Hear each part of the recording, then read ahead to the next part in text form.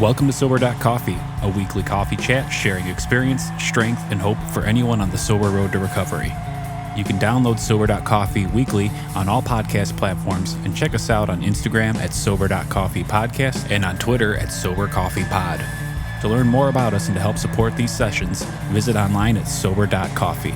Here are your hosts, two guys on their own path to recovery, Mike and Glenn. Let's join them at the coffee shop. What would we do without our cell phones? I'm like, we're talking here, and I'm ready to Google something, and I'm like, oh. I mean, So, you Googled. My mom said she had to Google something yesterday. I Googled my whole life. I've used, my whole life.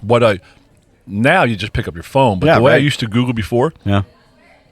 Encyclopedia Britannica? I used to ask my mom for a ride down to the Willow Grove Library. Wow. And I used to walk in the library, down the ramp to the encyclopedia section, pull out E for ether, and I would look it up. And that's how I Googled. Why were you Googling ether, by the way? You concern me. Okay. Right? You know, my don't know. sister worked at a bar called The Library. So my mom would say, where are you going? The library. So they have one of those around here called The Office. The office, right? Where are you going? I'm going to the office. Go to the office. Again. Right. So that's crazy to me. What's up, my Good. coffee How you loving brother? Loving it. How you feeling? Doing good. I'm just realizing. So I'm probably. Let me see. It's 2024, and I've been on this path since 2014 full time. So it's been a couple days. But it's funny. Here's a quick lesson, and we should almost do an episode on this. But here's a quick lesson. Not everybody likes chocolate ice cream. Really? I don't know. Do you like chocolate ice cream? I love chocolate ice cream. Come on. So you said it with such enthusiasm. Yeah, it's There the are best. people, when you hear chocolate ice cream, they're like, I'll pass. Yeah, right. I don't get it. It just is, right? But Yeah. chocolate ice cream's awesome, isn't it? Yeah. But what I've learned in life, and I have just turned 60, so I've been on this earth a little bit. But what I've just learned, and so many times I'm embarrassed about what I've learned after 60 years, but at least I'm learning, right? What I've learned is not everybody loves chocolate ice cream with the level of enthusiasm that you said, I love it, right? They just don't. Right. But there's nothing wrong with chocolate ice cream. And I think we go through this world thinking that everybody should love us, right? And everybody should relate to us and connect with us, and especially on social media. My God, you put something out there. My joke is I can put a spiritual quip out on social media, something that's a real nugget of meat. Yeah, filet right. mignon. Oh, good stuff, right. Cooked medium rare. Just Center cut. Perfect seasoning. I could put that out there, served up on the plate. I get 2 likes. Yeah. Somebody put something out with the word boobs, and they get 1.2 million likes, right? And So people like that flavor of chocolate ice cream. they must, right? And it's funny to see, and I don't want to be offensive to some of our listeners, but it's funny to see guys out there, girls say something about boobs, and guys will just go down that rabbit hole and think that they want to get married, and just the way they comment and, hey, let's get together. I mean, are you kidding me? Yeah. Like, come on, grow up, right? But not everybody likes chocolate ice cream. So what and the way I think of that as I go through the day is I just try to put out the best product that Glenn can put out. And I know, Mikey, you do the same thing. You try to put the best product you put out. Not everybody's going to like it. Right. It doesn't matter how tasty that chocolate ice cream is. Some people, hey, they're just not into chocolate ice cream. Right. And to that point. And that's okay. That's right. It's okay. I mean, as long as you're eating ice cream. Does that make sense? As long as you're eating ice cream, you're okay. I mean, because you can have it in any different flavor. But is there an ice cream that you would just say, pass? No. I would. There's a couple. Butter pecan, Oh, love. pass. Love. Dude, you get excited about ice cream here. I'm just saying, not everybody is going to love chocolate ice cream, Right. and that's okay. I thought, hey, everybody has to love chocolate ice cream, but that's you guys. And right? and everyone doesn't have to love us. Look, if you're on the road to recovery, and it's not this podcast isn't working for you. You know what, Glenn? Guess what? There are hundreds of other sober podcasts. Right, and hey, Just keep working it. Not everything's reality, right? There are people that say AA doesn't work. Right. absolute bullshit. Right. It might not work for them because maybe they didn't surrender and get their head out of their butt or surrender their ego or whatever. But when you look at you and you look at me, there's absolutely no way that you can say AA doesn't work. Right, because it worked for me. Changed our lives. Right. And I've tried most of the other ways. Right. There's a couple recently that are made up, but and hey, we're pro sobriety. Right. We're not mandating AA. The only thing we're doing is telling our story and say, hey. So I'm not sure anywhere where this intro's going, but I love it, and I think it's important. And I know we've touched on it before. If we're not your flavor, go find a flavor that is yours because it works. And even though we're delicious. Well, yeah. Oh man, too much, too soon, too early. And then awesome. Same thing too with blogs. There are a lot of different writing styles. There is so much great written content online that helps you down the sober path. It's amazing. Yeah, giddy up, go follow it. So we don't do blogs because we don't believe in blogs. We do writings. That's right. Good morning, brother. I'm eating some muffin. I'm drinking some coffee. All right. Enjoying sober chats. And you know what? We're just living in the moment, which is our topic this morning. Yep. Just living in the moment. The next 24. Again, we touch on that so often, but for me, I love that we're going to talk about it a little bit this morning because... Wait, we actually have a purpose here this morning? We do, yes, and it's not ice cream. Awesome. Though now you got me thinking about all kinds of bananas and pecans and chocolate and extra chocolate syrup. Yeah, speaking about ice cream, I have to tell you this. Years ago, I was part of a corporate merger, and the managing director of this new company that bought us out. And he was a very simple, efficient guy, right? He was all about efficiency and delivering customer experience. Here's what he said. He said, Glenn, you always got to think of this. He goes, business is like ice cream. He said, the way to be successful in business, you build the best vanilla ice cream. And he said, you just find a way to do the best, you do it the cheapest, and you serve millions. He goes, the minute you put sprinkles on it, you screw it up.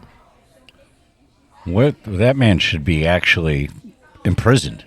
Well, he might be at this point. He might be in some insane asylum. But I mean, what he's talking about efficiency. Right, the minute you try to put a bunch of stuff on it, maybe that can be related to AA.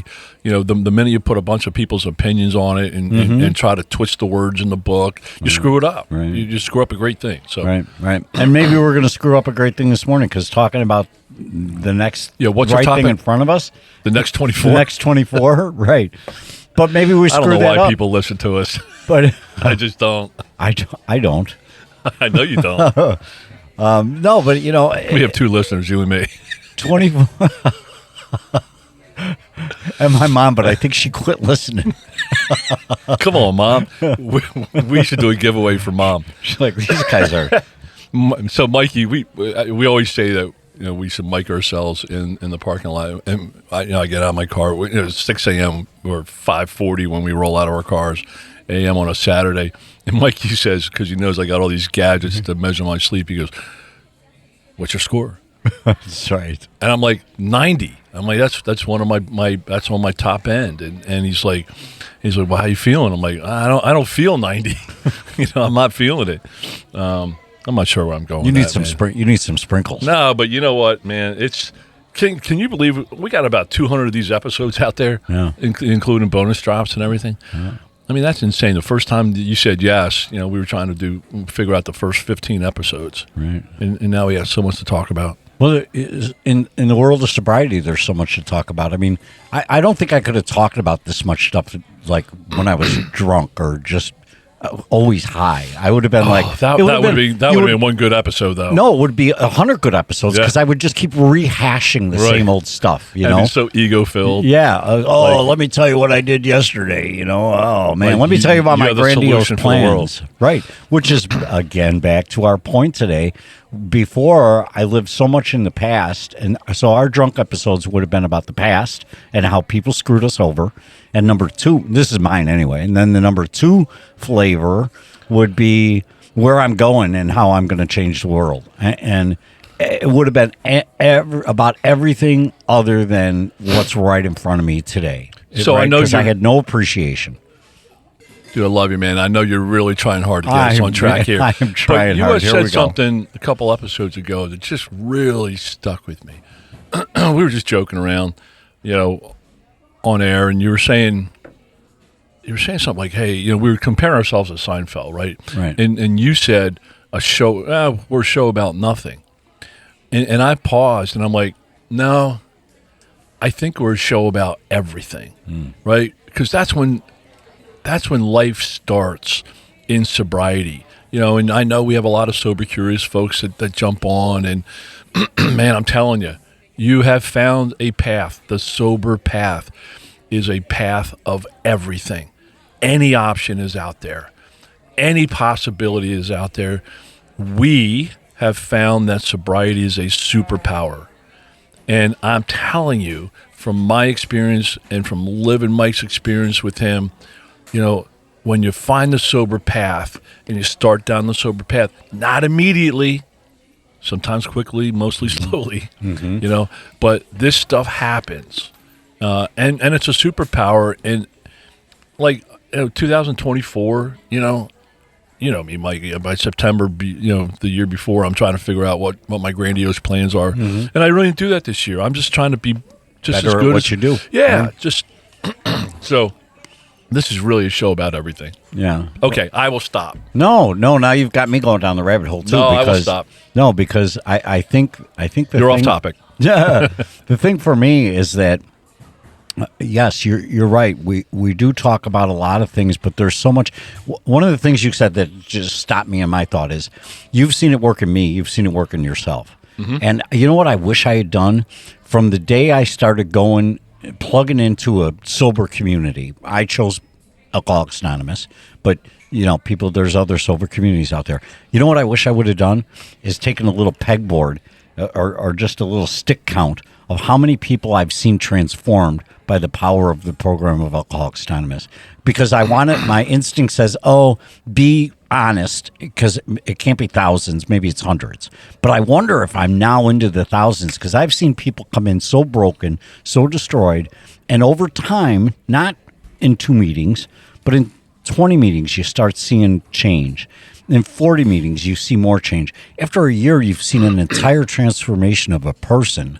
And I wonder how many, Glenn, in my years, how many I've seen. I don't know if I've broken the 1,000 yet, but I know I've at least been in the room with thousands of people, but can I say I've seen transformation in 1,000 people? I think I'm getting pretty close. Yeah, I mean, thousands a lot. I probably can't say 1,000, but I'll go to the number of meetings that you do. But I would say, I could sit here right now off the top of my head and roll off 25. Right. And we're also part of a church group. We have 19 guys in our church group. Well, we had 19. One guy just took himself off. But we have 18 guys.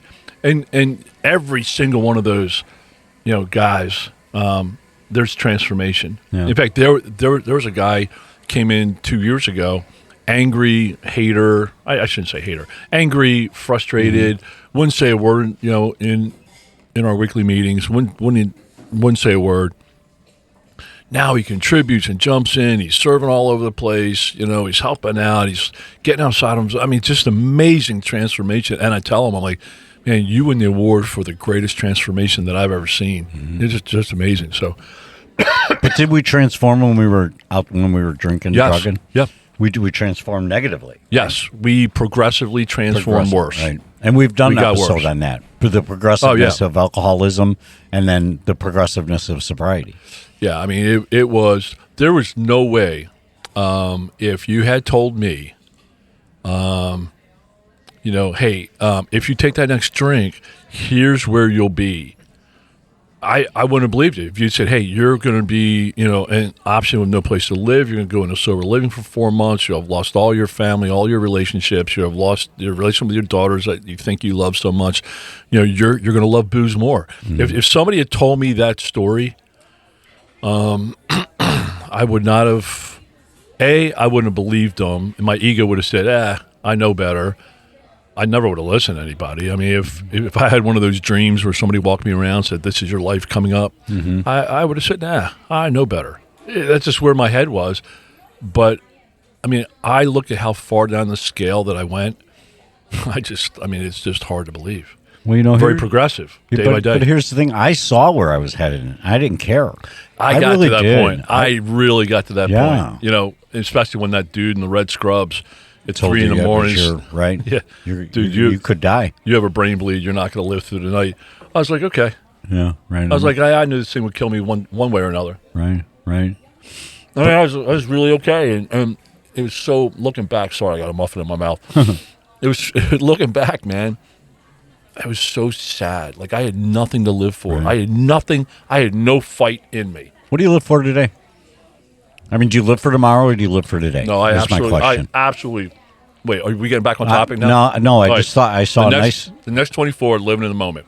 I live for today. Right. So, but you have grandiose plans. The AA way, not really. The AA way is, or the saying is, one day at a time. Right.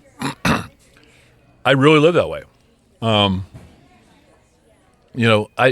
There's a guy, in our rooms. He not only says it well, he demonstrates it. He always stands up, right? He goes, "Hey, if you live 1 foot in the past, right. I know this guy, and you live 1 foot in the future. Otherwise, all you're doing is pissing on today, mm-hmm. right?"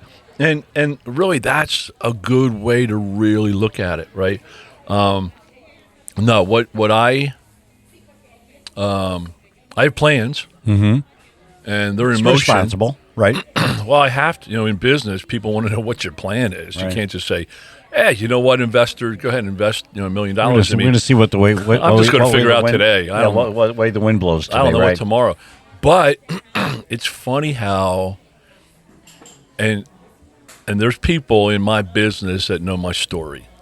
And there have been people that have commented recently. They were like, "Glenn, we've never seen somebody handle situations like this." And one guy said, "It's got to be because of what you went through."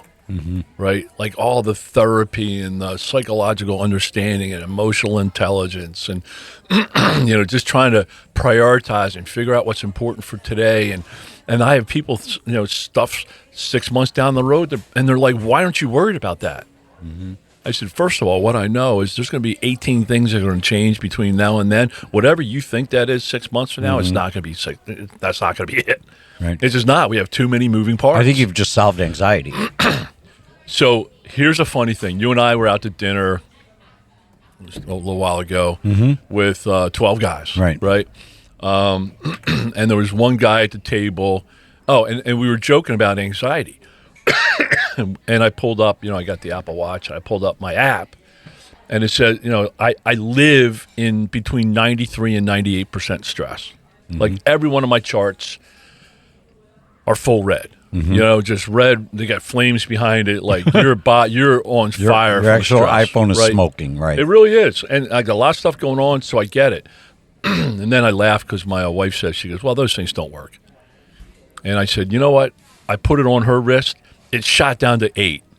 Like she's living in some nirvana bliss, floating around the world." And I'm like, and I put it right back on my and droop, and it shot right back up to 98 again. Work. And she goes, "How do you live like that?" So my stress is 90. There's 3 main things. My stress is 98, and my energy level is like 12. Okay. Right? I'm just, although I feel like I have energy, my body is saying, "Man, you're on the low end," right?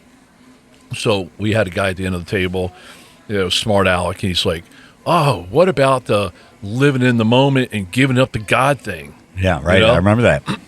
And I looked at him, I'm like, "Well, you see this 100% health?" Because the third thing is like your health and your ability to deal with stress. Okay.